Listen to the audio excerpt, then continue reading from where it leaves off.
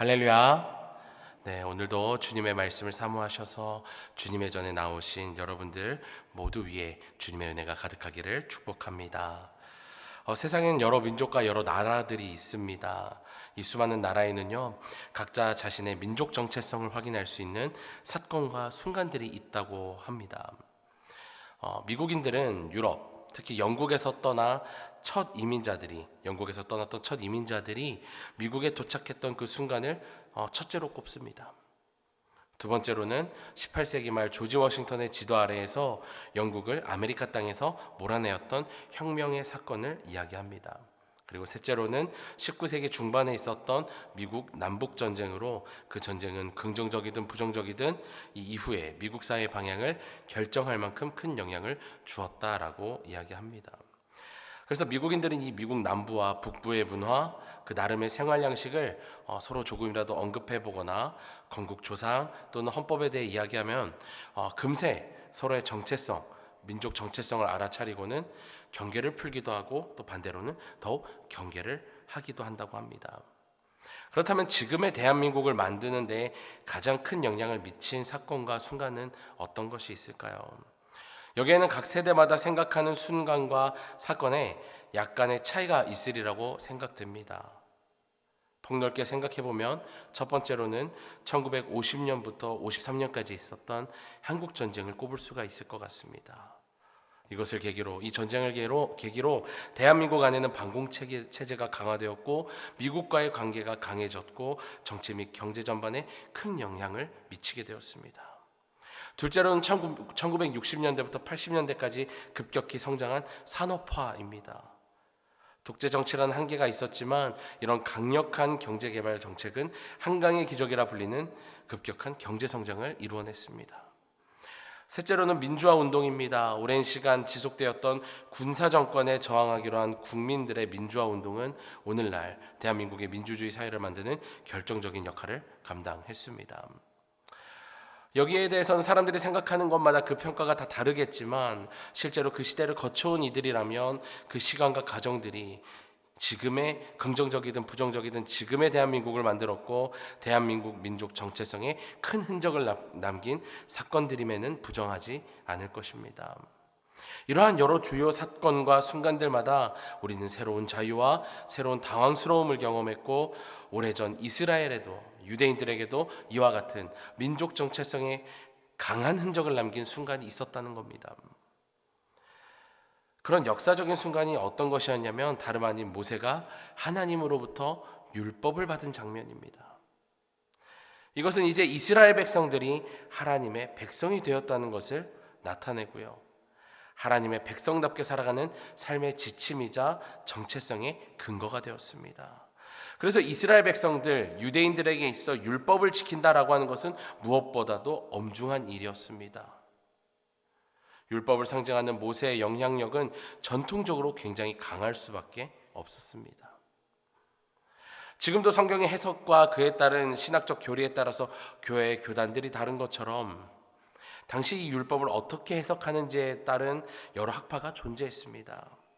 그렇지만 하나님의 백성의 삶을 결정하는 것은 다른 어떤 것이 아니라 학파에 따른 것이 아니라 바로 모세가 하나님께로부터 받은 율법이어야 한다는 것이었습니다. 그 사실을 부정하는 유대인들은 아무도 없었습니다. 그만큼 율법은 바꿀 수 없는 분명한 하나님의 뜻이었다는 거죠. 그런데 오늘 본문에서 스데반은 율법과 함께 율법의 상징인 모세를 가볍게 여겼다라고 하는 비난을 받고 있었습니다. 재판을 받고 있었어요. 근데 이것을 인정할 수 없었던 스데반은 1절에서 이것이 사실이냐라고 묻는 이 대제사장의 물음에 자기 스스로에 대한 변론이자 설교를 이어나가게 됩니다. 이때 스데반은 족장 시대를 상징하는 아브라함과 이집트의 생활을 예언하는 요셉 그리고 이집트로부터의 탈출을 의미하는 모세를 언급하게 됩니다. 그 중에서 스데반은 특히 모세를 부르셨던 장면을 이제 오늘 본문에서 서술하면서 모세가 하나님으로부터 부름받았던 그 참된 사역자였다라고 하는 것을 언급합니다. 그러면서 나 자신은 율법을 가볍게 여기지 않았다라고 변론하는 동시에 자기 자신에 대한 정당성을 얻고자 했습니다. 저도 오늘 이 본문을 통해서 그리스도인으로서 살아가고 있는 우리를 향한 하나님의 부르심의 과정을 다시금 주목해 보고자 합니다. 안타깝게도 하나님의 부르심의 과정을 깨닫지 못하는 이들은요, 그 부르심의 과정 속에서 실망하기도 하고요, 좌절하기도 하고 넘어지기도 합니다. 때로는 그러다가 하나님을 떠나기도 합니다. 오늘 여기 계신 분들 중에 그동안 내가 그 과정을, 그 부르심의 과정을 온전히 깨닫지 못했었다면, 그래서 내가 잠시 주님을 떠난 삶을 살고 있었다라고 한다면, 오늘 전해지는 그 말씀에 귀 기울이셔서 그리스도인으로서 하나님께 쓰임받기까지 필요한 그 과정들을 알게 되길 바라고요, 다시금 주님의 부르심에 온전히 응답할 수 있게 되기를 주님의 이름으로 축복합니다. 먼저 오늘 우리에게 주신 첫 번째 메시지는 뭐냐면요, 하나님의 때가 필요하다는 겁니다. 오늘 본문에서 스데반은요, 모세의 삶을 40년씩 끊어서 설명하고 있는데, 첫 번째 40년은요, 왕궁에서의 삶이었습니다. 두 번째 40년은 이제 미디안 광야에서의 삶이었어요. 그리고 그 두 번째 40년이 끝날 때 80세가 된 모세의 삶에 커다란 전환점이 찾아옵니다. 오늘 본문 30절 말씀을 우리 다시 함께 읽어보도록 하겠습니다. 시작. 40년이 참에 천사가 시내산 광야 가시 나무떨기 불꽃 가운데서 그에게 보이거늘. 아멘. 하나님께서 시내산 광야 가시나무 떨기 불꽃 가운데서 모세를 부르시고 사명을 맡겨주십니다. 자, 그런데 이때 모세의 상황은 굉장히 암울한 상황이었다는 겁니다. 왜냐하면 모세는 첫 번째 40년의 삶이었던 이 화려한 왕궁 생활을 버리고 또 이스라엘을 자기 힘으로 구원해내려고 했던, 자기 민족을 어떻게든 살려보려고 했던 그 꿈도 잊어버린 채 그저 평범한 한 목자로서의 삶을 보내고 있었기 때문입니다. 이런 그의 암울한 상황을 잘 설명해 주는 것이 바로 그의 첫째 아들의 이름 게르솜입니다. 그의 아들 게르솜의 이름에 있는 뜻은 어떤 뜻이냐면 타국에서 나그네가 되었다라는 뜻입니다. 비록 양자였지만 이집트의 왕자로서 40년의 삶을 살면서 나름대로 자기 스스로를 이 세상의 주인공으로 여겼을지도 모릅니다. 그러나 긴 시간이 지나고 그의 아들의 이름에 살 수 있는 것처럼 이제 모세는 어떻습니까? 자신도 어쩔 수 없는 인생의 한 나그네, 그냥 이 세상에 왔다가 그냥 가는 삶이라고 자포자기한 것처럼 보입니다. 그리고 정말로 그는 자신을 철저하게 부인하며 살았습니다.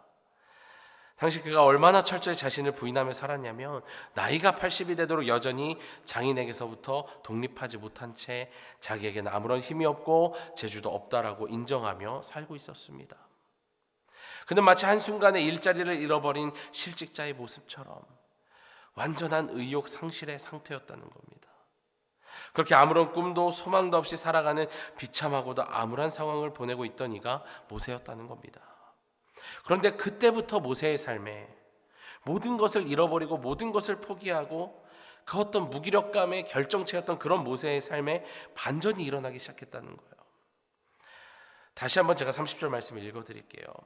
40년이 참에 천사가 시내산 광야 가시나무 떨기 불꽃 가운데서 그에게 보이거늘.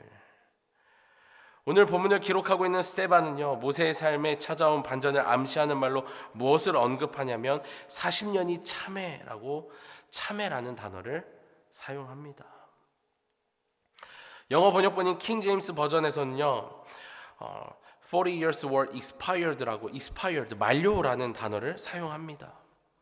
어째서 스데반을 비롯한 여러 번역본들은 40년이 흐른 뒤에라고 이야기하지 않고 40년이 찼다, 40년이 참해, 40년이라는 시간이 만료되자라고 이런 단어를 사용했을까요? 왜냐하면 40년이라고 하는 이 시간은요, 이미 하나님께서 계획하신 시간이었기 때문이었습니다.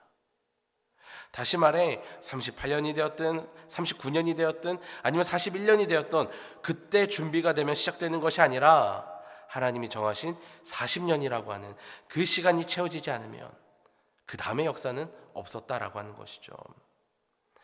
감사 새벽 기도회를 보내며 지금 추수감사주의를 기다리고 있는데요, 결실의 계절을 맞아 주님께서 베풀어 주신 은혜를, 감사의 제목들을 우리는 새벽마다 돌아보고 있습니다. 그리고 그 감사의 제목들은 아마도 이전에 우리의 기도 제목들이었을 겁니다. 너무나 감사하게도 이번 한 해 동안 하나님께서는 우리에게 또 우리 각자에게 기도의 제목을 감사의 제목으로 바꿀 수 있도록 응답해 주시고 우리의 삶을 인도해 주셨습니다.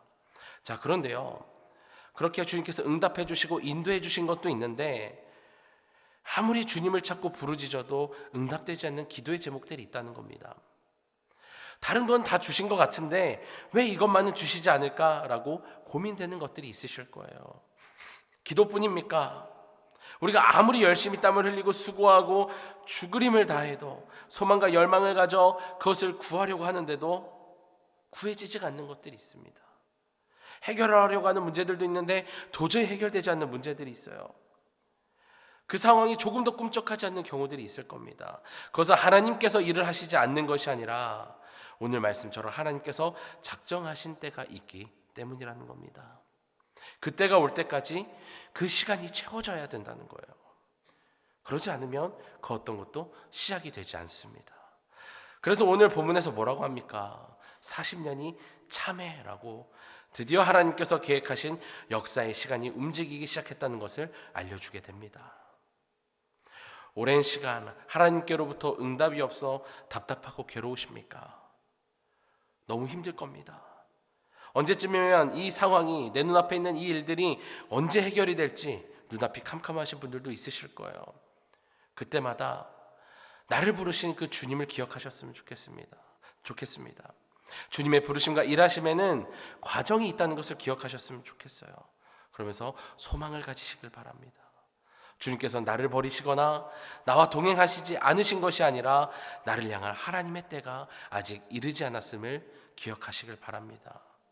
모세에게도 그때가 이르렀을 때 주님의 놀라운 은혜와 놀라운 반전의 역사가 시작되었던 것처럼 이곳에 모인 우리에게 그때가 반드시 올 줄로 믿습니다.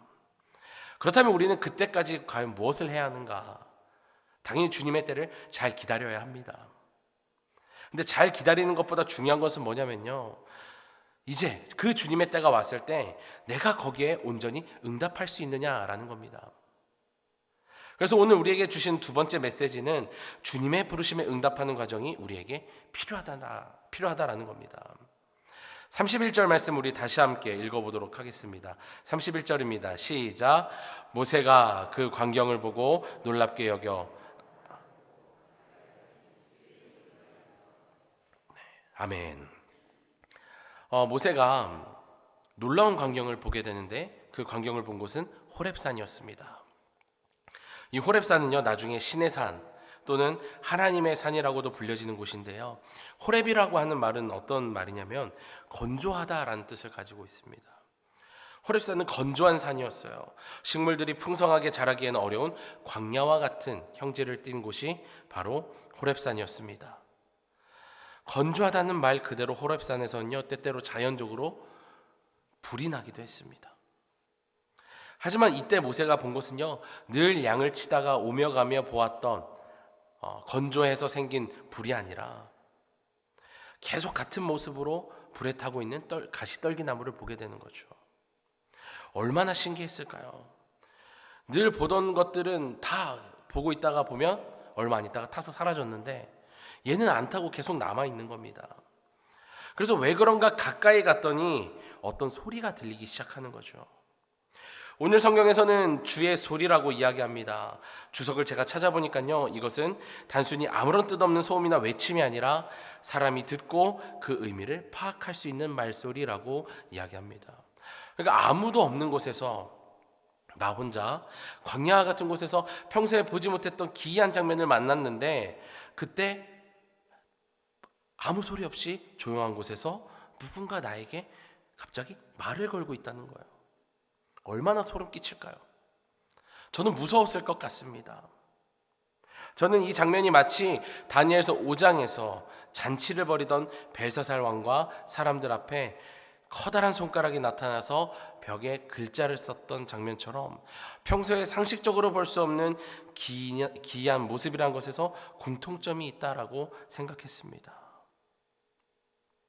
이 기이한 일 앞에서 모세의 반응과 벨사살 왕의 반응이 달랐습니다.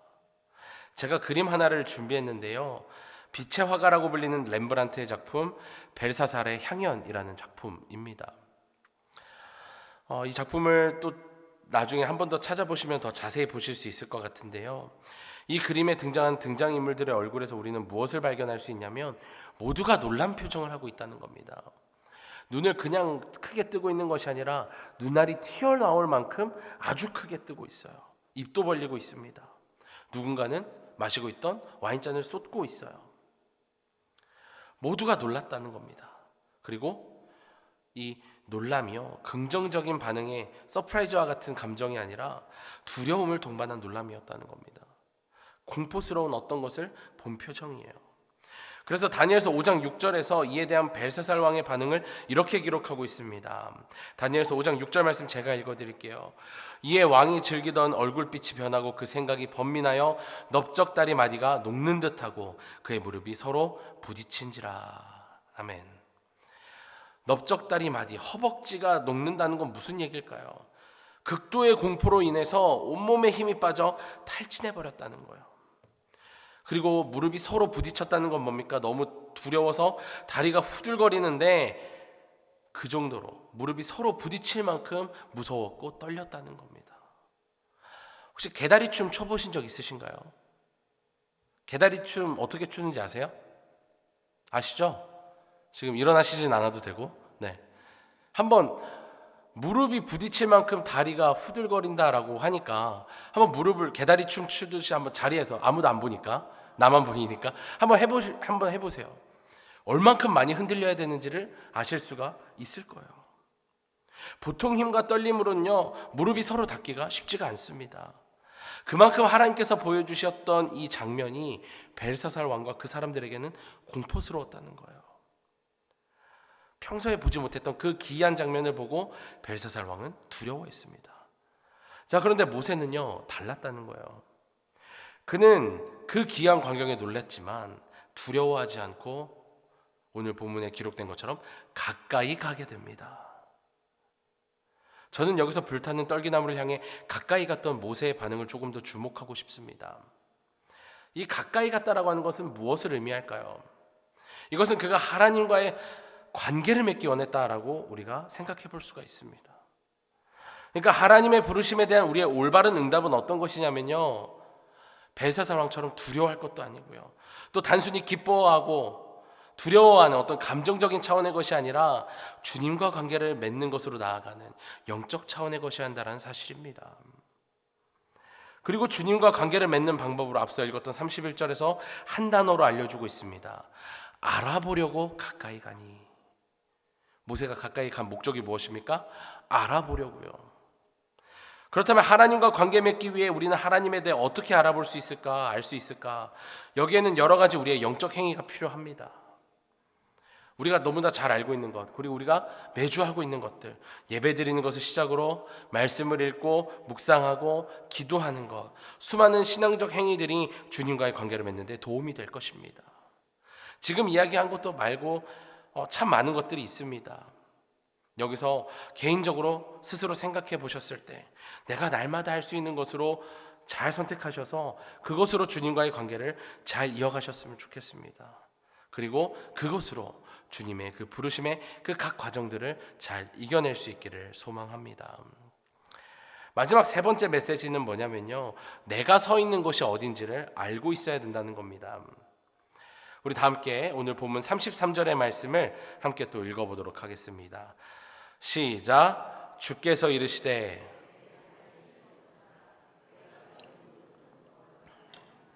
아멘. 우리가 앞서 모세가 자기 자신을 아주 철저히 부인했다라고 나누었었는데요, 모세처럼 자기에겐 아무런 힘이 없고 재주도 없다라고 인정하면서 하나님을 찾는 이들을 사용하시는 것이 하나님께서 일하시는 방법이라는 거예요. 디모데후서 2장에 보면요, 귀히 쓸 그릇에 대한 말씀이 등장합니다. 금그릇, 은그릇, 나무그릇, 질그릇, 이 네 가지 그릇 중에 쓰임받는 그릇은 어떤 그릇이냐? 금그릇일까요? 가장 깨끗한 그릇이 쓰임받는다는 겁니다. 무엇을 담아야 되는데 담으려면 깨끗해야 되잖아요. 어떤 재료로 만들어진 것이 중요한 게 아니라는 겁니다. 그릇이라면 그 쓰임새답게 무언가를 담을 수 있어야 된다는 겁니다. 깨끗이 비워져 있어야 되는 거예요. 하나님께서 우리를 부르실 때도 그렇습니다. 자기의 고집으로 가득 찬 그릇은 하나님께서 쓰실 수가 없다는 거죠. 하나님은 자신을 철저히 부인하고 비워낸 빈 그릇을, 깨끗한 그릇을 사용하시는 줄 믿습니다. 무언가 멈추어진 것 같은 상황, 무언가 막혀버린 상황을 혹시 보내고 계십니까?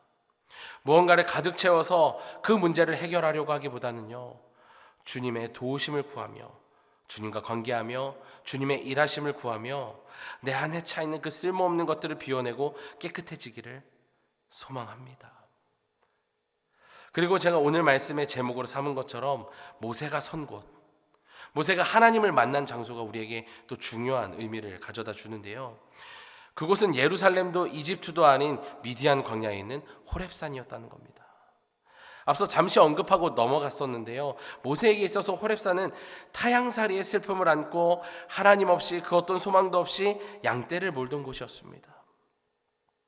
그런데 그곳에서 하나님을 만났다는 거예요. 내가 가장 잘 나갈 때, 이집트에 있을 때 하나님께서 나를 만나주신 게 아니었다는 겁니다. 오히려 하나님이 계시지 않을 거라고 생각한 곳에, 내 계획 속에는 전혀 없었던 그 미디안 광야에 있는 그 호렙산에서 소망이 되시는 하나님이 계셨고, 그 하나님께서 모세를 부르셨다는 거예요. 오늘 본문을 언급하고 있는 이 스데반은 지금 이 모세 이야기를 통해서 하나님은 오직 성전에만 계신다라고 믿고 있었던 당시 유대인들에게 하나님은 어디에나 계실 수 있는 분이라는 사실을 알려주고 있는 겁니다. 선포하고 있는 거예요. 이것은 나아가 우리에게 어떤 은혜를 가져다 주냐면요, 본래부터 특별히 거룩한 땅이라고 하는 것은 없고 하나님이 나타나신 곳이라면 그곳이 어디든지 거룩한 땅이 될 수 있다는 겁니다. 하나님이 계시는 곳과 계시지 않는 곳의 구분은 따로 없다는 거예요.